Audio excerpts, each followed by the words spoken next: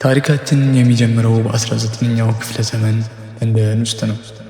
ቻርለስ ባቤጅ የተባለ ግልፍተኛ የሂሳብ ሊቅ የሰው ልጅ በስሌት ላይ የሚሰራቸውን ስህተቶች ሰለቸው። በእንፋሎት የሚሰራ የሂሳብ ማሽን ለምን አልሰራም ብሎ አሰበ። ማሽኑ በሺዎች የሚቆጠሩ የናስ መዘውሮች ነበሩት። ነገር ግን በወቅቱ የነበሩ የብረት ሰራተኞች የእሱን ረቂቅ ሀሳብ መተግበር አልቻሉም። ባቤጅ ማሽኑን ሳይጨርስ ሞተ። ሆኖም ግን አዳ ላቭሌስ የተባለች ወጣት መካንንት የባቤጅን ንድፍ እይታ አንድ አስገራሚ ነገር ተገነዘበች።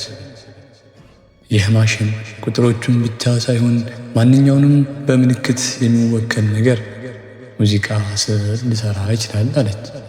እሷ ለማሽኑ የጻፈችው ቀመር የዓለማችን የመጀመሪያው የኮምፒውተር ፕሮግራም ሆነ። ኮምፒውተር ከመፈጠሩ 100 ዓመታት በፊት ሶፍትዌር ተወለደ። ይገርማል። ሶፍትዌር የተወለደው ኮምፒውተር ከመፈጠሩ 100 ዓመት በፊት ነበር። በ1940 ዓመተ ምህረት ዓለም በጦርነት እየታመሰች ነው። ናዚዎች ኤኒግማ የተባለ መሳሪያ በመጠቀም መልእክታቸውን ማንም እንዳይረዳው በምስጢር ይልካሉ። እንግሊዛዊ አላን ታርኒንግ ግን በቤልችሊ ፓርክ ምስጢራዊ ክፍል ውስጥ ሆኖ ማሽንን ለማሸነፍ ማሽን ያስፈልጋል የሚል እምነት ነበረው። ታርኒንግ ቦምብ የተባለ ግዙፍ ማሽን በመስራት የጀርመንን ምስጢር ሰበረ። ይህ ድል ጦርነቱን በ2 ዓመት አሳጠረው። ታርኒንግ ግን ከጦርነቱ በላይ አንድ ትልቅ ጥያቄ አቀረበ። ማሽኖች ማሰብ ይችላሉ የሚል። ዛሬ የምንጠቀመው አርቲፊሻል ኢንተለጀንስ መሰረት ይህ ታሪካዊ ጥያቄ ነበር።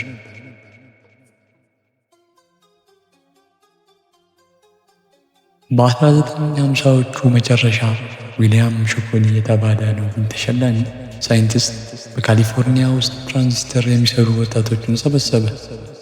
ነገር ግን ሾኮሊ በጣም ጨካኝ አሰሪ ነበር።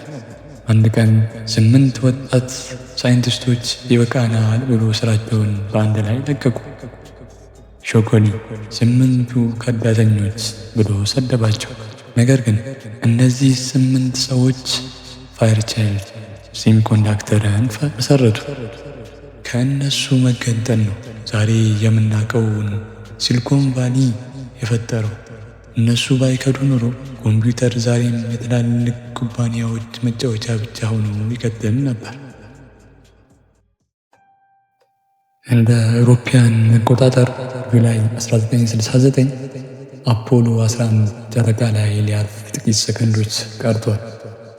በድንገት የኮምፒውተሩ ማንቂያ ደውል 12:02 እያለ ይጮኻል። ይህ ማለት ኮምፒውተሩ በሥራ ተጨናንቋል ማለት ነው። ነገር ግን ናሳ የሰውን ልጅ ጨረቃ ላይ ያደረሰው በወቅቱ እጅግ አነስተኛ በነበረ ኮምፒውተር ነበር። የሚገርመው የዚያ ኮምፒውተር ሃርድ ድራይቭ የተሰራው በሴቶች እጅ ነበር።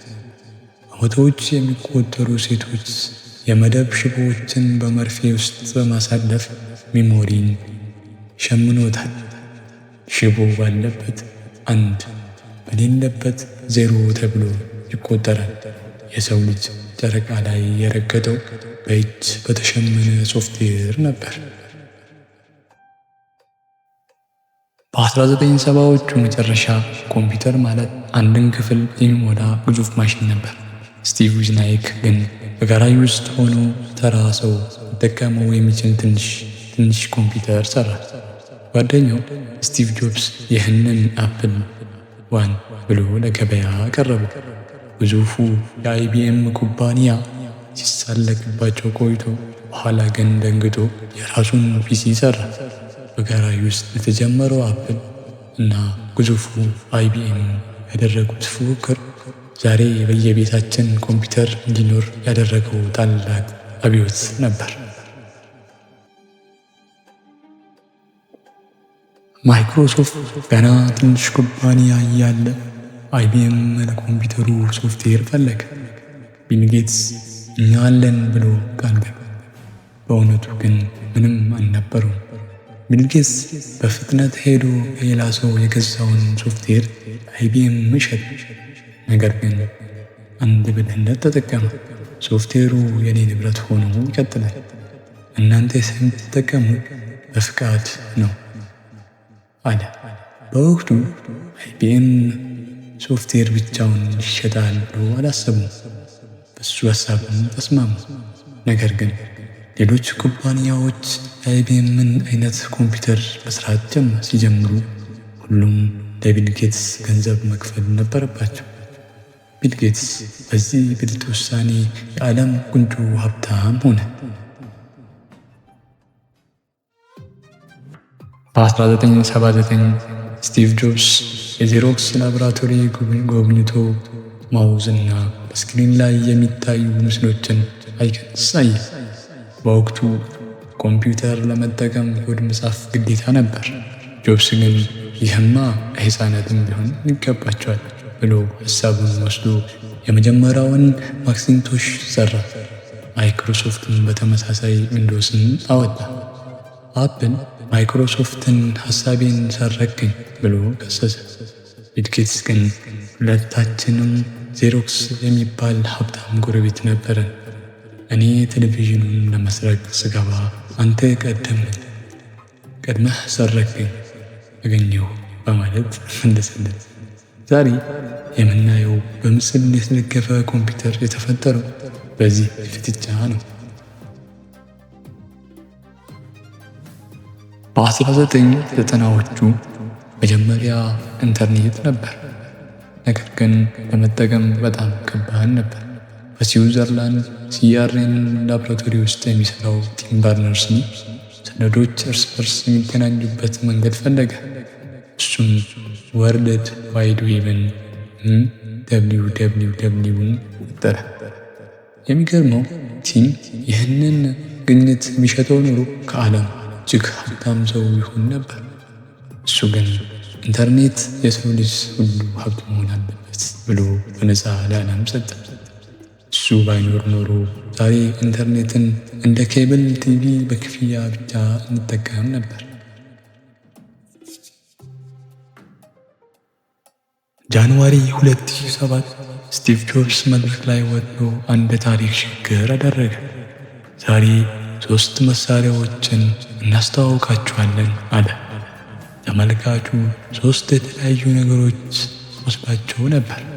ነገር ግን ጆብስ አንድ መሳሪያ ብቻ አሳየ፣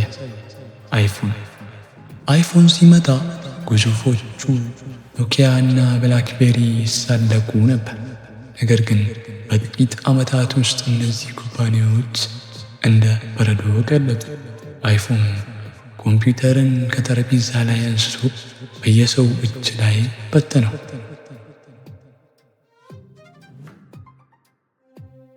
አርቲፊሻል ኢንተለጀንስ መጨረሻው ወዲህ ነው። ታሪኩ የሚጀምረው በ1997 ዲፕ ብሉ የተባለው ኮምፒውተር ዓለምን የቼዝ ሻምፒዮን ካስፓሮቭን ሲያሸንፍ ነው። ያኔ ኮምፒውተር ማሰብ እንደሚችል ዓለም አመነች። ዛሬ ደግሞ ኮምፒውተሮች እንደ ሰው ማውራት እና ምስል መፍጠር ጀምሮ ታሪኩ ከቆጣሪ ጠጠር ተነስተን ዛሬ እኛን ወደሚመስል ማሽን ደርሰናል።